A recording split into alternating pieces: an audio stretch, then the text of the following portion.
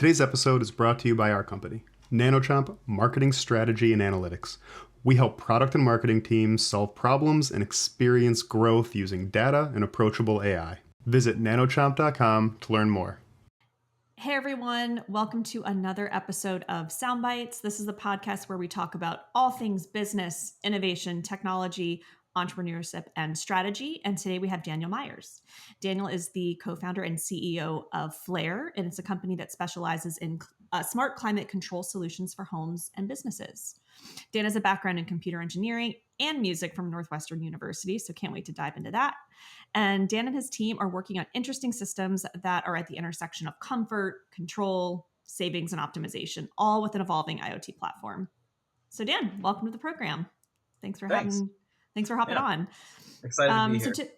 Awesome. Yeah, so are we. So I guess where we like to start all of these episodes is really like, what got you to where you are today? Tell us a little bit about your background. Yeah. I think to some extent, I'm maybe the sort of classic tinkerer, was maybe the real starting point. I was playing with like transistor level logic back in like fifth grade for like just nerding out at home. As fifth graders do. Yeah.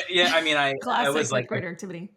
Yeah, I just love to build things, and of course take them apart. I feel like tinkerers all start as destructive elements and then move into creative ones. Built mini bikes, go-karts. We built this giant solar powered car I drove across the country in high school, all sorts of stuff like that. And I think, that's just sort of the zeitgeist that I've had forever, and still have that.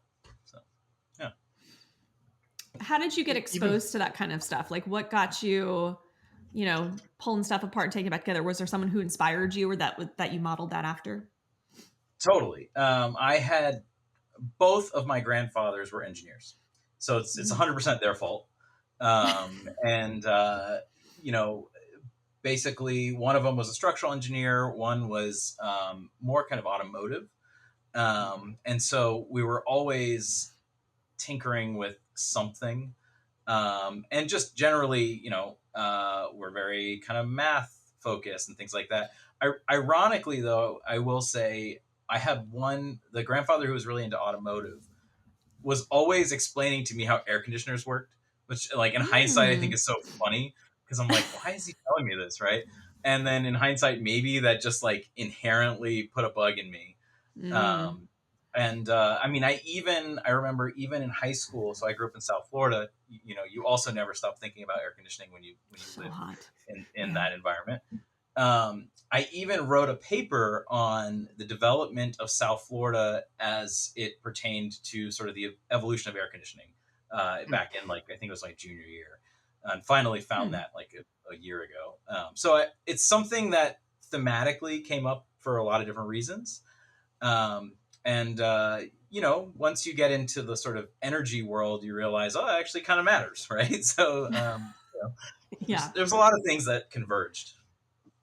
It's pretty interesting, like that theme kind of sprinkles its way through. And as we've done this podcast, quite a few times now, I think we're like maybe 50 episodes deep, these little butterfly effect moments that impact people so much further on. And it's like, what would things look like if your grandfather didn't talk to you about how HVAC worked, or if you grew up in Wyoming?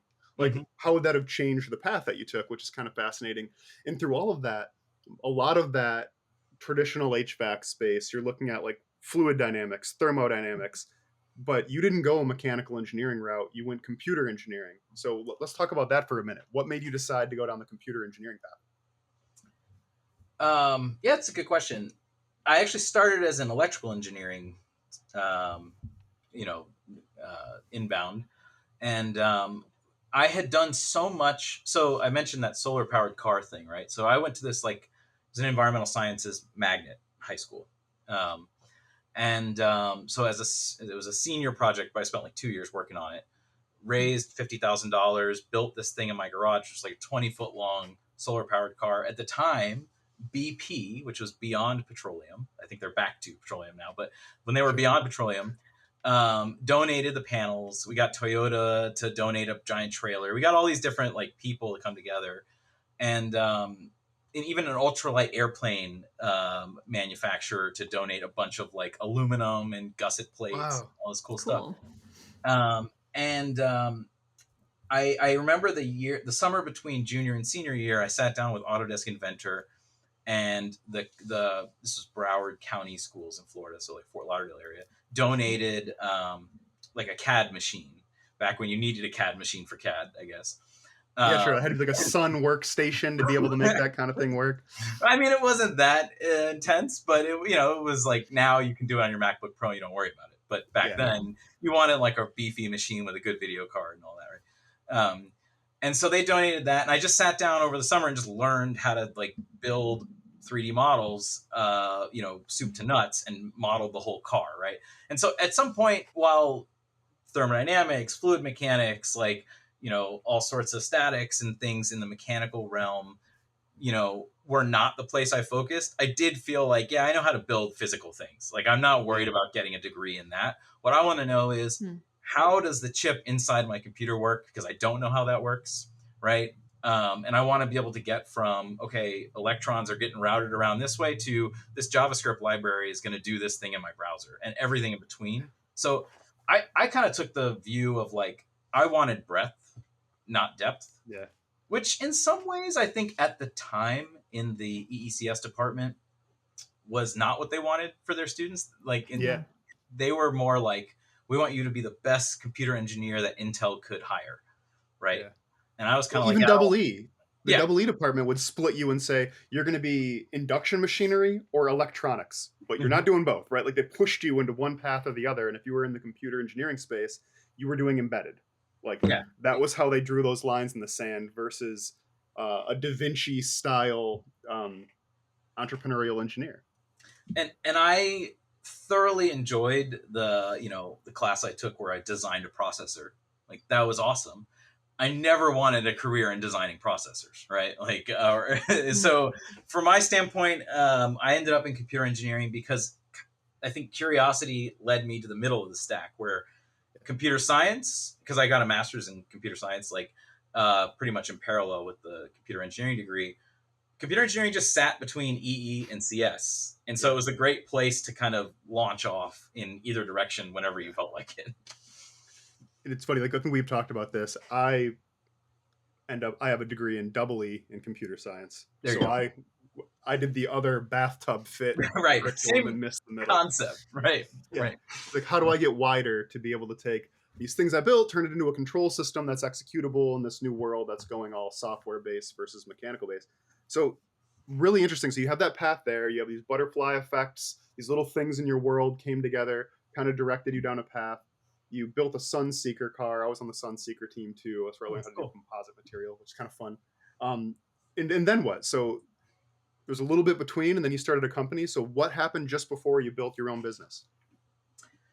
So I went to school at Northwestern. The reason I really ended up there was they have a phenomenal music program.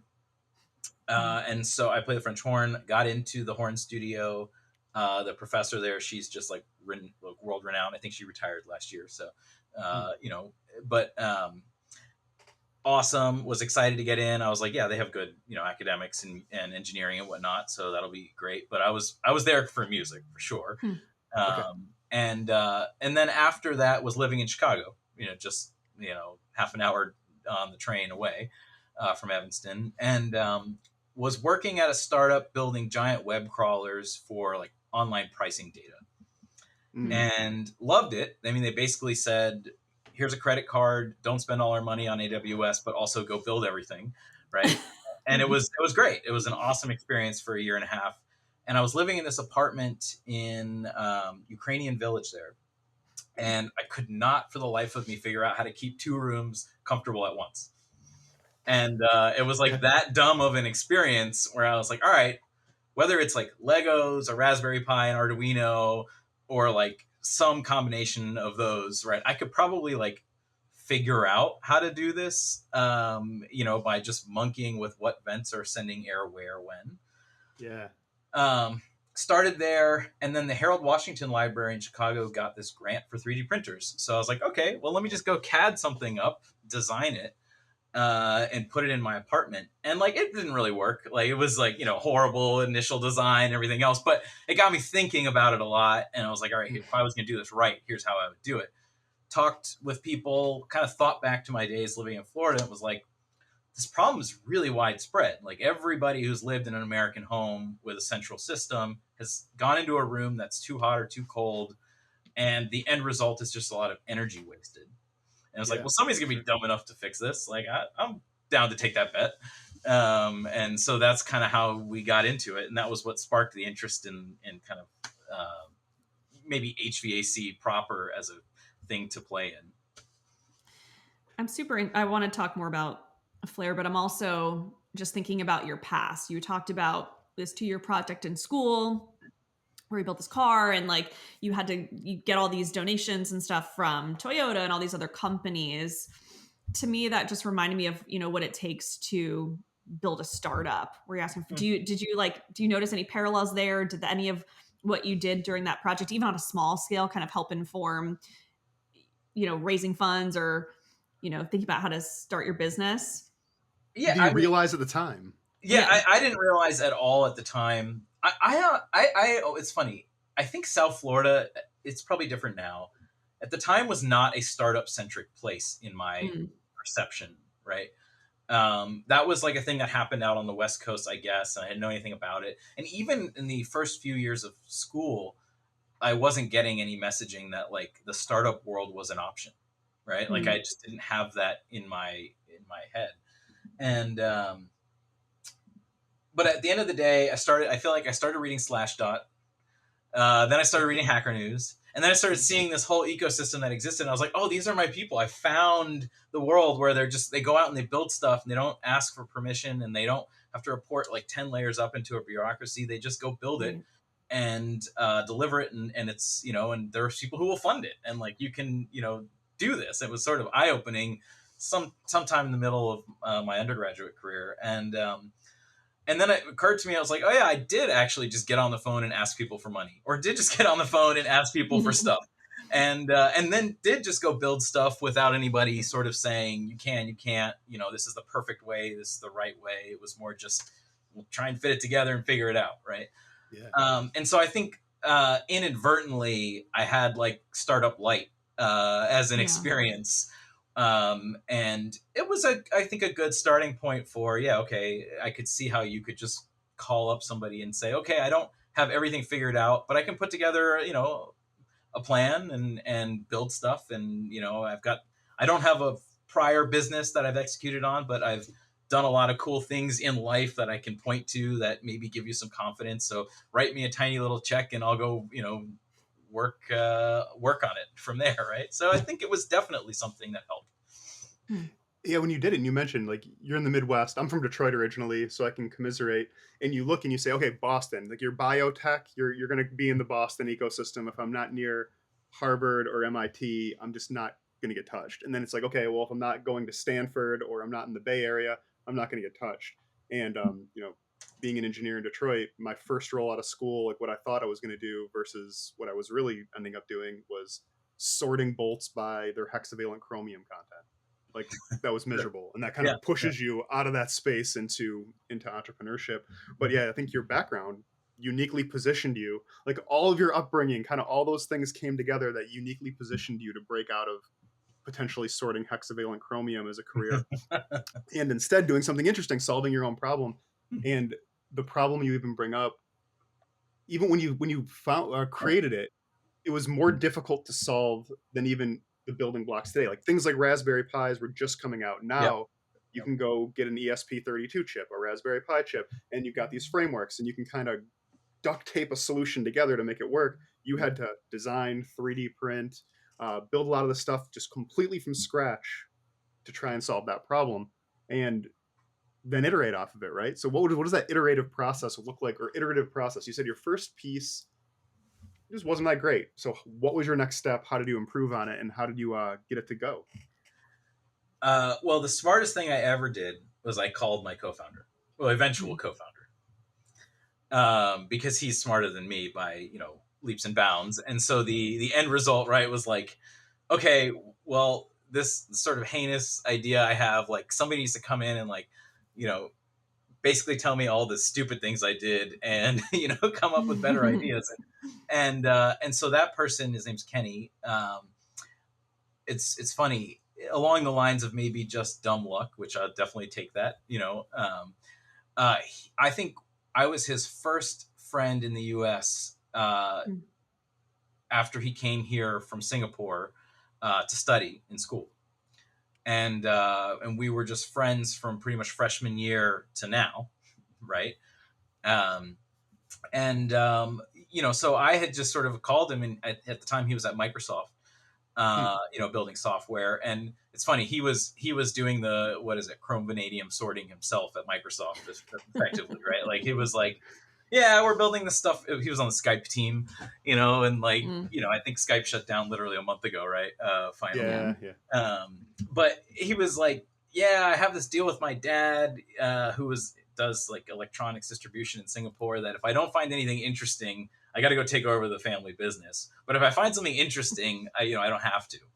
And he's like, 100%, I'm interested in this startup concept because I don't want to go take over my dad's business, which was kind of funny. So we waited, I think, for him to get his annual bonus.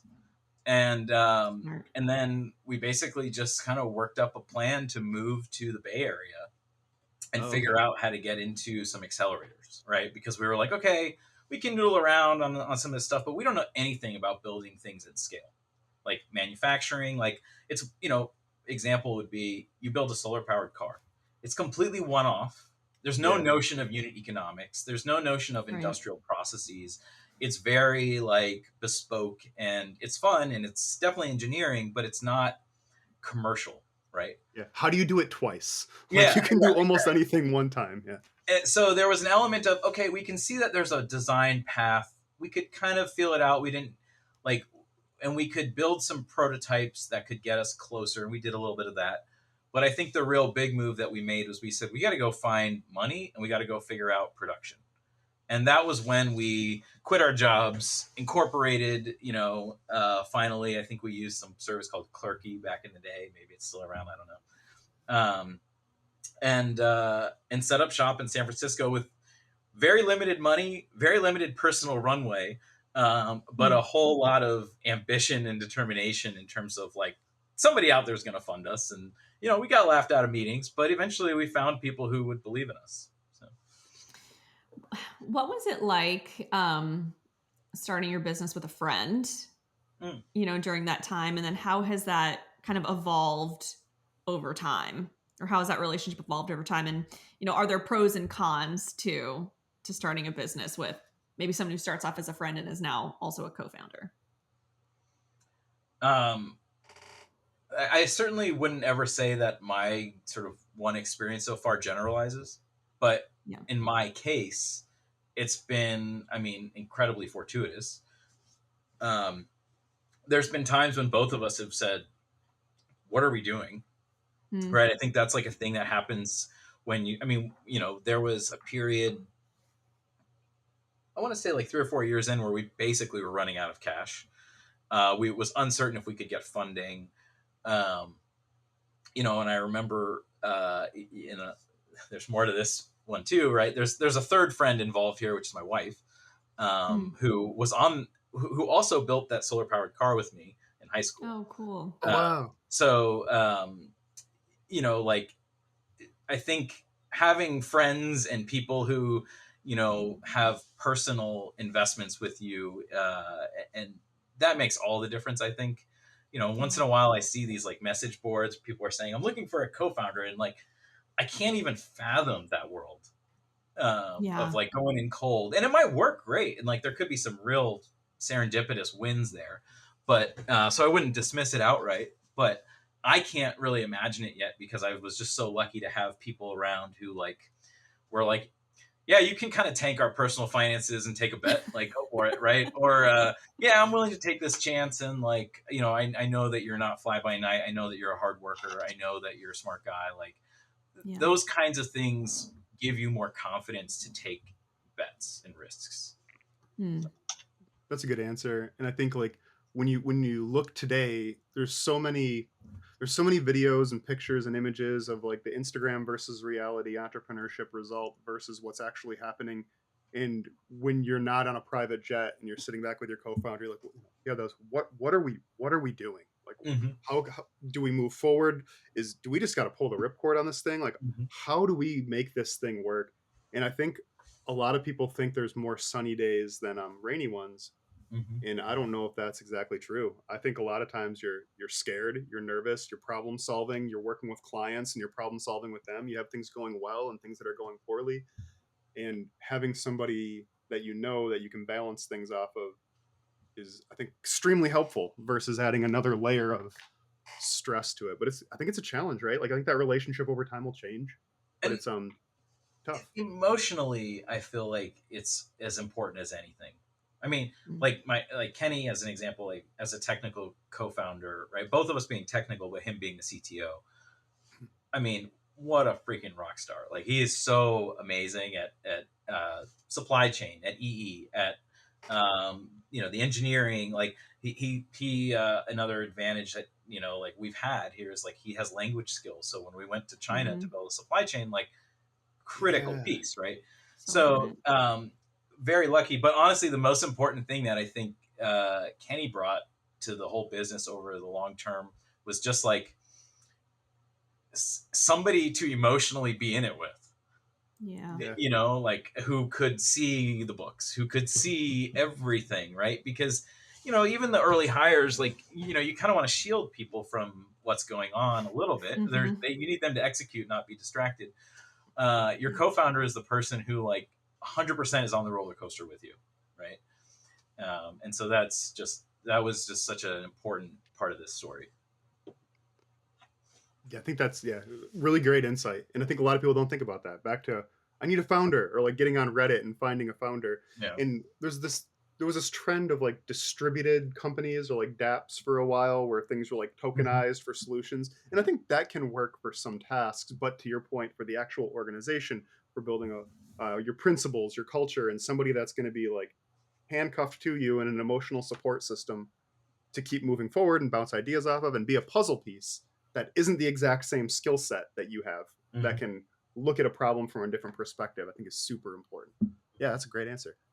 So as you're growing and as you're working together and building things, what was the next thing that surprised you? What was the next milestone you hit that we thought, okay, this might be okay? Um, I think part of it was certainly funders. Um, I mean, to some extent, while we hadn't built commercial things like hardware products, we had built enough things, whether it was software or one-off things that we just sort of tinkered on at one point in life, that we were confident we could build something, right? Like I don't think we felt like we couldn't do it. We felt that getting the economics might be hard. That makes sense, might be hard. We felt that attracting customers could be hard. Like there, building the business, there were certain parts of it, but building the product, we felt like we could do it. The and so building the business, right? Like, well, what are the other pieces besides the product? Well, a big part is you got to have the funding and you need customers, right? I even felt like we could get customers because if I could sell the dream of building a solar powered car as a high schooler, I could sell the dream of fixing your house's heating and cooling, right? So that to some extent like felt like, yeah, we could figure it out. It may not be perfect. It may not be like a unicorn in a year, but like there's gonna be people out there who want to buy this. And if we make a good enough product, like and kind of communicate it well, that'll happen. The hard one was like, are there people who want to fund this, right? Like, Yeah. it's like hardware was definitely not popular. Yeah. Um, HVAC to a bunch of people who like MBAs running venture shops in San Francisco. Like you don't even have air conditioning in San Francisco. Like trying to convince them that it mattered was like incredibly stupid. And then climate tech was not a thing when we Yeah. started, right? So in some ways, I think we were a few years early. Um, And then the other thing that actually was very real at the time, we had two smart vent competitors that launched pretty much like publicly and loudly right around the time we quit our jobs. Oh, Perfect. wow. So we were like afraid we were going to be this also ran before we even got started. Mm, I guess the benefit of that is it validates the problem enough that there are other people validates the trying to need. fish in that pond, right? So that you don't look as crazy. There was some of that for sure, but there was a lot of, well, these guys just raised like real money. You guys have like 25 grand in your bank account. Like, what are you going to do? Right. And the end result was that one of the companies, which was on Shark Tank, and one of them, which was a spin out from MIT, both of them essentially failed on their product executions. Hmm. When that happened, they had so much money already in that they essentially blew up their cap tables. And as a result, we're not fundable. And we're not in a position to like, build their way out through sales. And so ironically, we were forced to take the like fight for scraps path. And what that forced was like, okay, we didn't have money, but we did have some time, right? I mean, we had time on the ramen plan, but it was time nonetheless to get details right, right? And that was a place where if it was product details, things like that, we could get right because we were the of the three sort of people trying to figure it out, we were the most scrappy and technical, and that was an advantage that we didn't feel at the time, but in hindsight, 100% was real. We didn't have the problem of too much money, that was for sure. So, and so anyways, I think like we met a couple funders out in the Bay Area who just liked what we were doing and liked us. The first one actually rejected us a couple times. Then I think we were just so annoying that they were just like, you know what, Give we're gonna up. have Here you Ready to go. go away. Yeah. and another we met while in China. Still work with him, relatively closely. And then just kind of kept going from there, right? But that was, I think it was important to be in the right place to fundraise. It's probably different now, but back then, like, it was still a handshake type of thing. Hmm. And you had to be plugged into some venture ecosystem. So we had done this accelerator who was focused on hardware that helped us figure out China. And there was, some angels floating around that ecosystem who eventually kind of we connected with.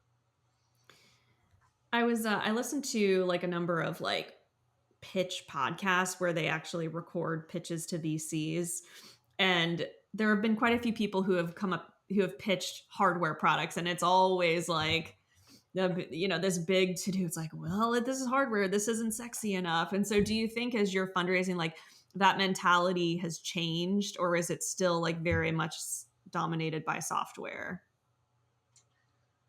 Man, that's a tough question. And the reason I say that is like, I'm trying to figure out what 145% tariff means for that I question, know. as of the Yeah. last few weeks. But Yeah. what I can say is,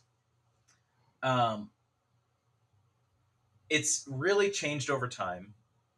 I think certain aspects of hardware are definitely out of the venture playbook now, right? Like, I don't think Yeah. this product right now could be started in the current moment.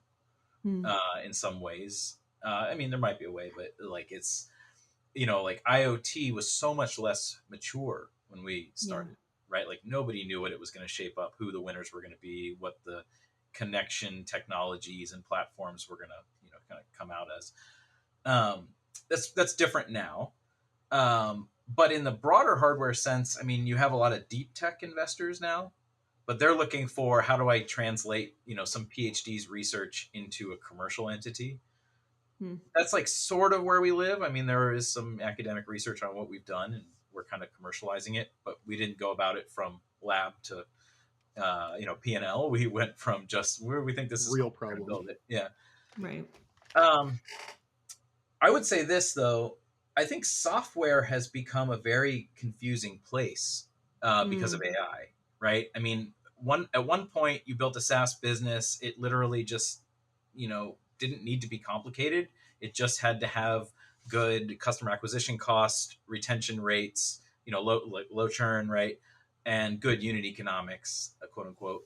And a couple of different basic parameters, and and AI could have said, yeah, I should invest or not, right? In this business, it was it was pattern matching. And I think now, as some of the difficulty of building software has eroded, long term, can these little apps that used to get funding and grow into something and then get acquired, like the build or buy piece feels very fuzzy.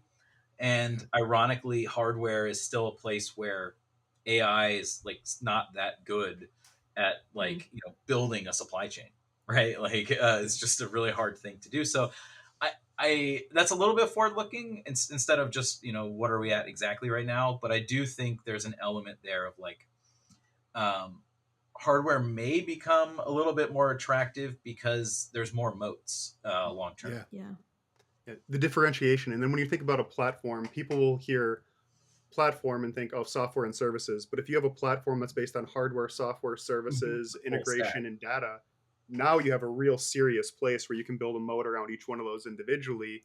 In your solution, we touched on it, but we haven't even dove into it really. But your solution really approaches how do we take comfort in a space, and I'll high level it and let you jump in and say it better. But by closing, opening vents in the house to redirect airflow. Like I grew up in a home in the Midwest that had a one thermostat on the main floor, and it was a 2-floor house, right? And all the bedrooms are upstairs. So in the summertime, it was a zillion degrees upstairs and freezing downstairs. Your solution solves that, but the office I'm in right now faces south. It's 12 degrees hotter than the bedroom that's facing on the north wall on the same HVAC system, and your solution fixes that. So it helps optimization, space utilization, and it helps rebalance airflow in a space where you actually need it versus having these super hot pockets, cold pockets, terrible comfort, and terrible economics for how you're optimizing your HVAC. Yeah, and in the framework of what's hot in VC land, and how do you build things that are durable commercially? I mean, there's been moments where when I look at our products, we're a hardware company, but we're also software wrapped in plastic, right? So if somebody cloned just the hardware, right, they probably wouldn't be able to realize much value because all of the logic and smarts and everything is distilled into software and firmware, and it's distributed in different places. And if somebody just tried to AI the software, you couldn't really manifest it, right? And you don't have a solution, you've got a little piece. You got a piece. So I do think that while it is rightfully so something that investors are weary of when it comes to hard connected hardware and sort of platform plays, the flip side is if you want to build durable positionality and products, right? It may just be that there's a lot of different pieces that have to come together, and that complexity and simplifying it into something you ship is the value creation, right? So I definitely think having a lot of kind of truly full stack, hardware, firmware, software, electrical engineering, all of that solved in a solution is real complexity and challenge, but is also long term the reason that we're still around and building. We haven't been fully commodified, by cloneware. Makes sense. And your channel relationships too, because I think people that are you probably learned this right away. The channel for the trades is pretty robust, but there are traditional moats that are around that space that create challenges and nuance for new competitors, new people to come into the space. Yeah, I mean, to that point, and maybe I'll just sort of illuminate our products a little bit in that conversation, which is that we build a variety of HVAC controls, right? Some of it is zoning, right, with our smart vents, and you can direct air to different rooms and kind of reapportion energy more appropriately inside of a building. Some of it is controls for other types of equipment. Some of it is working across different types of equipment in one home to support things like the energy transition. And the sort of interesting thing there is that, like, with time, your moat definitely evolves beyond technical and commercial execution that you sell to consumers and into, okay, now I've got, in my Rolodex, in my little book of contacts, like, okay, the top 5 OEMs who are sending me emails, making sure their latest thing is compatible, or, want to launch a product together, and eventually, you sort of transcend purely product execution and you move into commercial, success, which I'm hesitant to get too far into that term, but like, I would just say, you get to a point where you're a part of the industry. And when that happens, the moat is very real and it's not just technology. As you're talking, I'm thinking about what you build, and I'm sure you've seen some interesting use cases. Have there been any use cases that have like surprised you, or any customer demand where you're like, what? I didn't even think about that. Oh my gosh, so many actually. I'll give you a couple of the fun ones. Yeah. One thing I will point out is, again, in the serendipitous nature of building things and meeting people and kind of moving through life, right?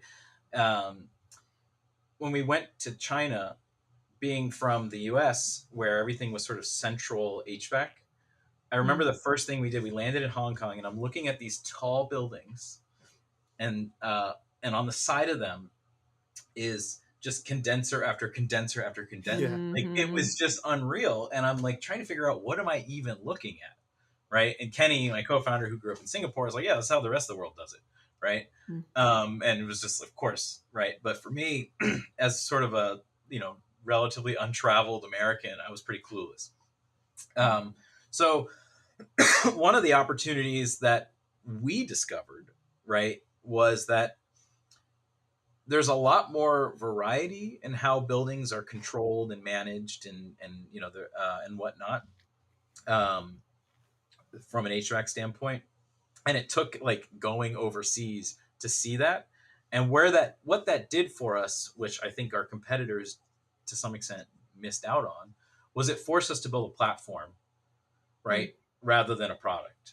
And when we did that, we set ourselves up for some good things.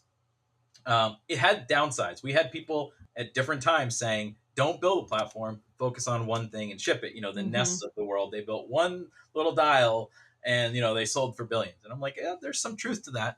But that was a moment in time, and whether that was ever replicable, who knows? And so I would just say, like, I think one of the surprises was just, I went overseas and did not expect to build a platform company, right, as a response to that. And we did.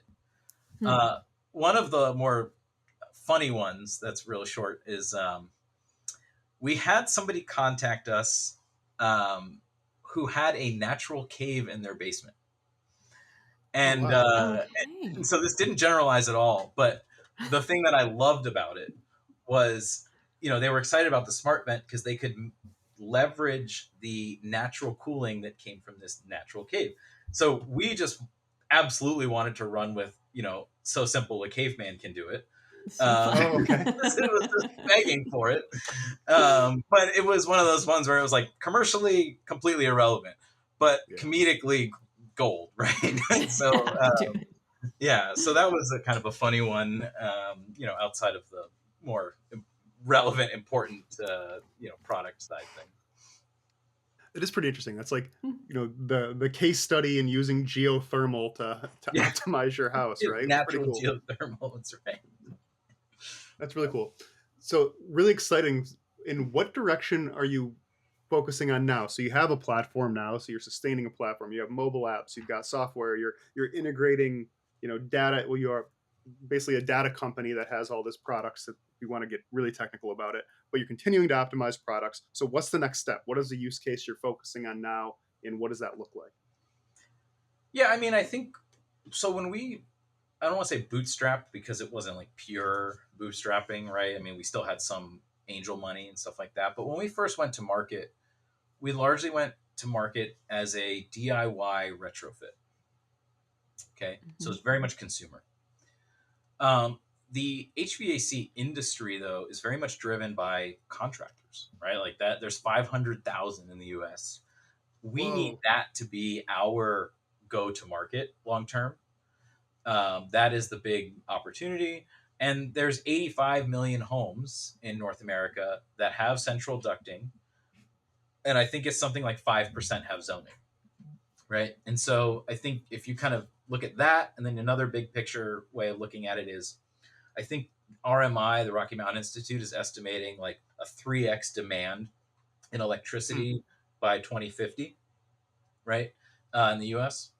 And I think that was put out prior to AI really coming into its moment. Yeah. So, so who knows, right? Maybe AI solves itself, but like maybe not. And just compute becomes a mainstay of major electrical demand.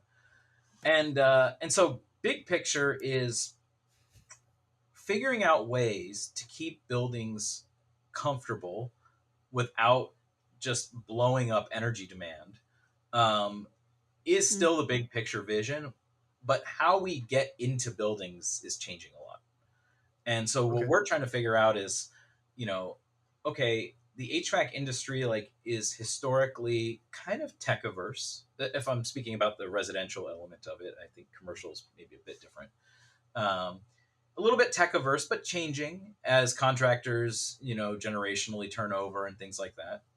And it was historically based on you buy this big box for 20 grand every 10 years, and you're on auto for repeat for that, with a little bit of service in the middle when something goes bump in the night on the equipment. So we're trying to bring a different angle to this industry and get contractors to really pay attention to it. And it's challenging, right? Because the consumer interest in our product is, oh, I can be more comfortable and save money. But the contractor doesn't benefit directly from that, right? They make Sure. money selling you their time and equipment. And so I think that as a focus for us is big. The flip side of that is contractors also have superpowers, right? They know how buildings work really well. They know Mhm. how to take something like our product, merge it with the other products they sell, and have phenomenal outcomes that a consumer really can't do. Sure. So I think just like solving that puzzle is a very big thing for us. And part of our answer is doing it with partners, because it's also a high touch industry, dealing with that segment of the market. When we stood up our website, we bought some Facebook ads. We set up a Shopify store. We found a 3PL. We shipped it in from our supplier and shipped it out, right? Simple. Um, Contractors are a totally different beast. They go through this far more complicated channel. And it's multi-tiered. There's distributors, there's master Oh distributors, yeah. there's all these pieces. And then to kind of add to that, the equipment landscape has changed a lot, right? When we first started going, like, heat pumps were an afterthought for everybody, and now it's like that is the whole world of home electrification in some ways, right? Sure. um, we have to build into their world to be successful Mm. with them. And that takes like a pretty deliberate thing where we have to get into their headspace and think about how do we fit into their business, and not ask them to just be Bend to yours. our minions and sell our thing because that's what we Hmm. want. They're not going to do that. So that's a real challenge, but it's also an exciting one because if you figure it out, there's a really big prize. You're trying to be disruptive and you have a disruptive technology, but kicking in the door and being like, this is the solution doesn't get you what you need. You need to influence with your ears, Mm-hmm. really, and then see what's happening, hear what's happening, and move from there. Yep. It's tough, man. That's a challenging space you're navigating, and it's really exciting to see you do it. Yeah. Yeah. Good partners Speaking help of, too. Yeah. for sure. That's a big one. Yeah. I was going to say, speaking of ears, you mentioned this very briefly in your sort of path to getting where you are, but music played a big part in your life. Where is that now in your life, and does that help you or make you look at your business differently in any way? Um, yeah, I mean, it's interesting, right? So obviously it directed me to Chicago, right? So Mhm. that was like one very clear thing I could point to. But I think the thing that music did, another inadvertent one in terms of startup training, if you will. I was a dual degree when I went in, which meant that I would have one class on the south end of campus. An hour Mm. later, I was on the north end of campus. One was like figuring out the structure of how some like Bach chord progression worked, right? And then the next minute, you're like trying to figure out how you dope silicone to get what you want on a transistor. And I think when you think about startups, right, it's very parallel to that, where like, prior to talking with you guys, like I'm sitting there scratching my head on, okay, how do I respond to these crazy tariffs? But also, I need to finish this document that like describes how this nuanced technical thing works. And then I need to email a board member and give them like an answer on something. And, you know, being a little bit scatterbrained but productive in the process Yes. was an important thing to learn how to do. I think that was also an important one. And then today, I'm actually, I just had a second kid about 8 months ago, so I took some Oh. time off. But I do play in the Danbury Symphony Orchestra, which is sort of, I guess they call it avocational. So it's people who, in theory, could maybe make some money playing, but in practice are doing it for fun. Yeah. And it's great stress relief. I think it's just like you kind of get out of the is global trade, going to be on fire today, and you're like, oh, okay, I better make sure I'm in tune with the guy next to me, right? And like Yeah. grounds you a little bit on like just yeah, we still just want to have fun being a human and being with other humans and that kind of thing. And so I love it in that sense. It's just a way to get out of your own head and just sort of be somewhere else. It's great. High focus, intentional, meditative, right? It puts you in a completely different space where you can't be thinking about those other things. No. Yeah, this has been really exciting, really interesting to hear where you're coming from, where you've grown, some of the problems you're solving, the challenges you're facing. So looking back at it, you come up in Florida, you used music as a way to get to Chicago or helped focus your way to Chicago. Let's pretend you can go sit down with the 18-year-old, 25-year-old version of yourself, pick one, and you have dinner with that person. What does that conversation look like? And what advice do you give that version of you for the path you're on now? Yeah, it's funny. At my bar mitzvah, when I was 13, my dad got up and read the Robert Frost poem, which is just like take the path less traveled. And I didn't think that much of it at the time. Like he probably barely remembers that he did that, right? But in hindsight, like I think it was great, right? Like it was just like, yeah, just go do the thing you want to do and don't worry about what some curriculum at a university says you should be doing, right? Don't worry if you want to build a platform and somebody tells you build a product, build the platform. Like I think there's a certain degree of like you get into the headspace of this is what I'm supposed to do.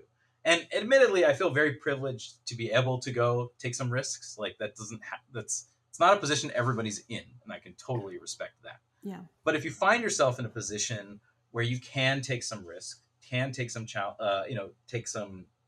take on some challenges, that are things you really think would be fun to do, and that could be good for your just career and life, just do it and don't be too afraid to do something that nobody else did. I think that's probably great advice, right? Yeah.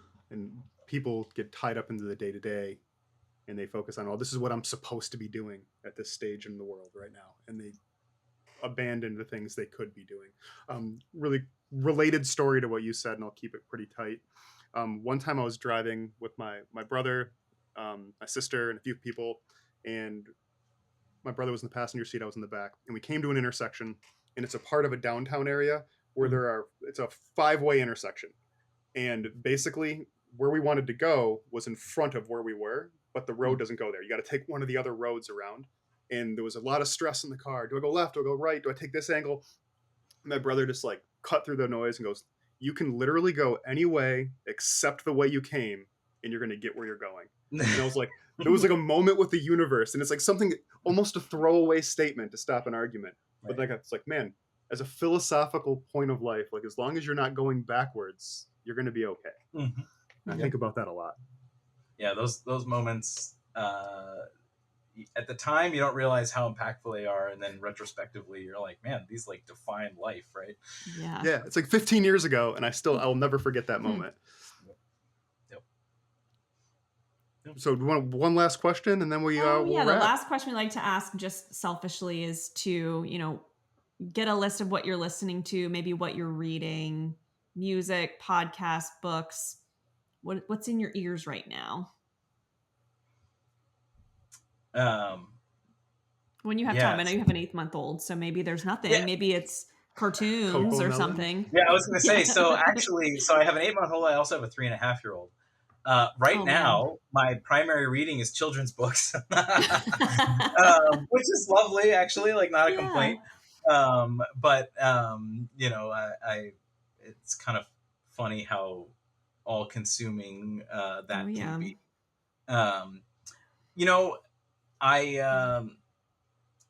Things that I watch, listen to, range. There is this whole world of startup, podcasts and things like that, and I do listen to some of those occasionally. Right, like I kind of enjoy hearing other people's stories and learning their mistakes and making them and realizing I made their mistake and that kind of thing. One of the ones though that I geek out on a lot is I am still obsessed with nerdy smart home things that are out. Like we're remodeling a bathroom in our house at some point when we find a contractor and kind of commit to the whole thing process. And I was just last night watching, I watched probably 10 YouTube videos on this smart mixer, I guess, or smart shower controller thing. Oh, cool. And it was like, my wife was just like, man, I knew there was a way to get you interested in this bathroom renovation, right? But and prior to that, I think I was geeking out at okay, look at all these pool robots that emerged in the last few years. This is crazy. I have a lawn robot, right, for my yard. I'm really into techie stuff still, and even if I don't have it or buy it, I love to just stay on top of what's happening, and and I still occasionally pull up Hacker News and peruse that and that kind of thing. So some habits just die hard. Sort of once a techie, maybe always a techie. It's hard to get away from that. You move from the robot space to, what? Wouldn't it be cool to have a Roomba with blades on it? And then you start driving around. Yeah. What could possibly go wrong?